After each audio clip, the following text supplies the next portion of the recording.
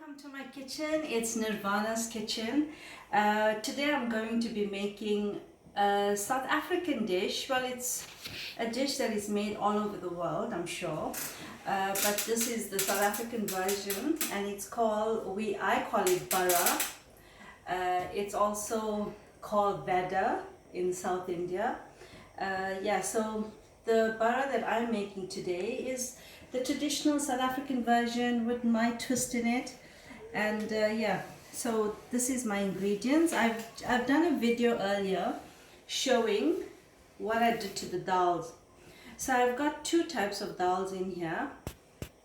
I've got the yellow split peas and I've got chana dal. So I've got 3 cups of split peas and 1 cup of chana dal. I soaked it in cold water overnight, and a little while ago, Naveen, my husband, I washed it, cleaned it up properly, and then he ran it through the food processor.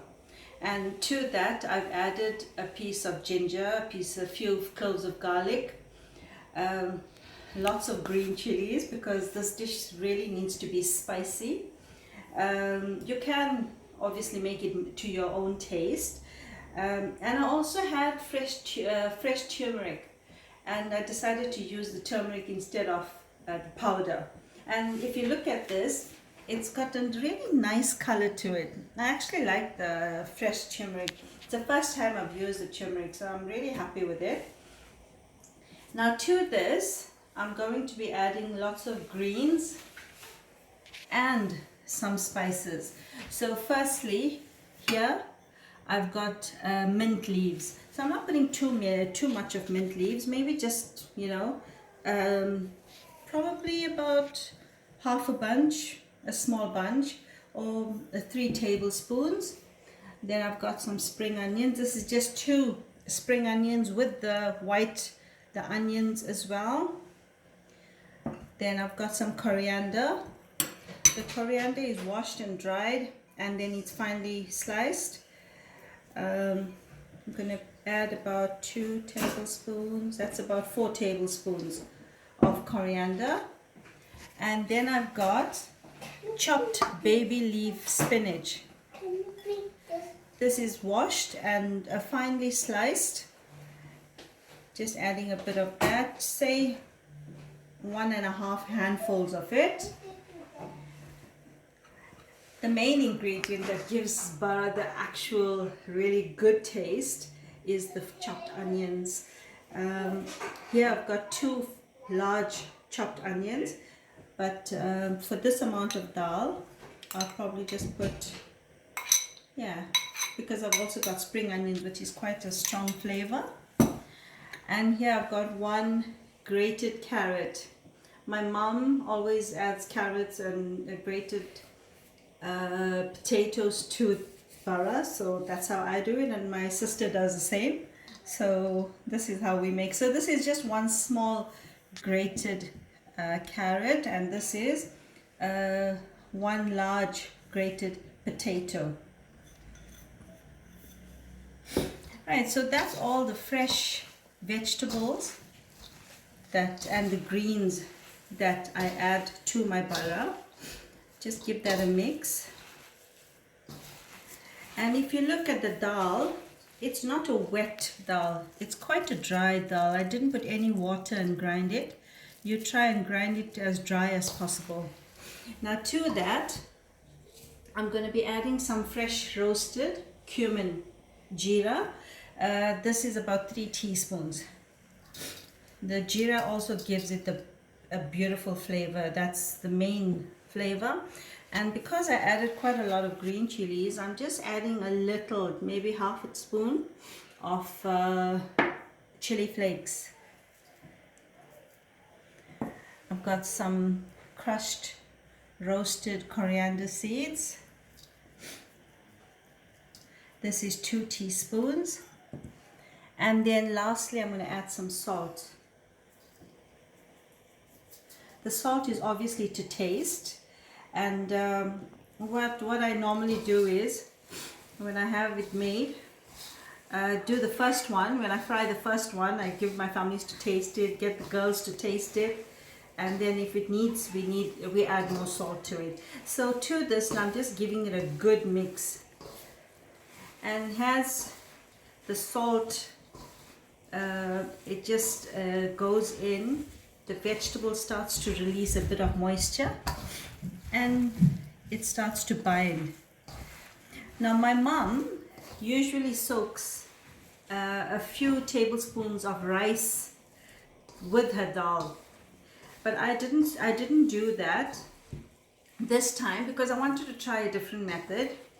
So I got some rice flour here, which I'm going to be trying today, and I'm sure it's going to work because obviously it's just rice and then you grind it, but this is just dried rice. So that was 3 teaspoons of rice flour.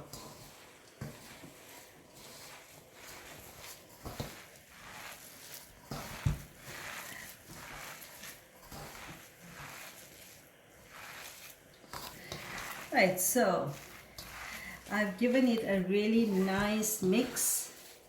The flavors, the smells of it is already so good. So if you look at it, it's able to bind, right? Even with the grated carrot and the potatoes, the greens, it's all able to bind. So this is the way it's supposed to be. And now we just have to shape it and fry it. And I just want to say thank you, Nikki, for helping me make this video. And yeah, Nikki is a really good taste tester.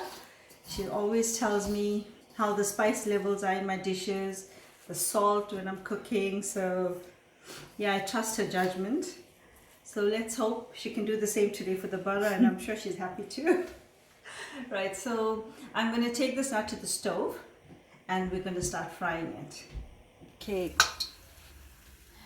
Right, now it's time to mold the bara and fry it. So this is how I mold it. You just take little golf ball sizes of bara, of the dough, and flatten it out. And the signature thing is to make a hole in it. So the hole allows the bara to cook from the inside outwards as well. And you just put it into moderately hot oil. So now you keep doing that. Well, I'm just going to make one for now and get Nikki to taste the salts in it. And yeah. So it's frying away. You can't fry this in a very high heat because remember the dals are not cooked as yet. So in a moderate heat, and it gets really nicely golden brown. It's cooking away really nicely, and the rice flour and the way the texture of the dal, I see it's held really well together. I'm really happy with it. If it's not well binded, they open up in the oil and they soak a lot of oil as well. This way it's cooking. I'm really happy with it.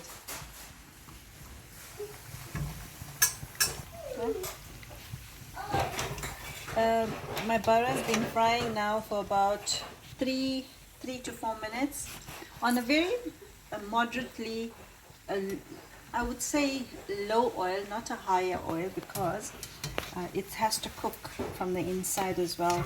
So I like the color that is on now, and I just only made 2 to give Nikki and Naveen to taste the salt, and then we'll continue to make more. But this is what it looks like. You just have a look here. And it's actually really, really crispy and crunchy. Okay, I'll get back to you when I'm doing more. Okay, so I added a bit more salt. The salt was a bit less, and I'm frying a whole batch now, and we're gonna have this.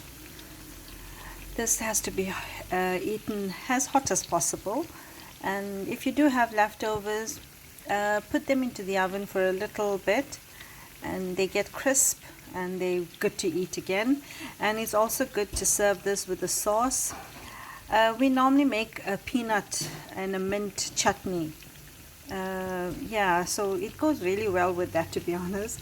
So whenever we have mint and peanut chutney, we end up making bara as well, and or make some to go with the bara. And yeah, I'll show you the end product when it's done frying. So the baras are ready to come out now. I fried it for about 7 to 8 minutes on both sides. They're absolutely crispy. Best eaten while it's hot.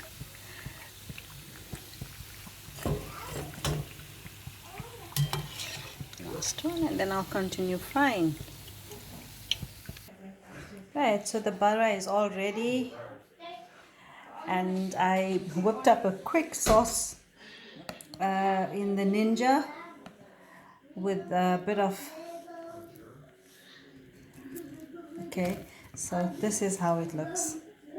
So crispy, and it's so delicious. The flavors are so good. So the sauce, in the Ninja, I just put in a handful of mint, a handful of coriander leaves, half an onion, 2 green chilies, quarter cup of tamarind water, a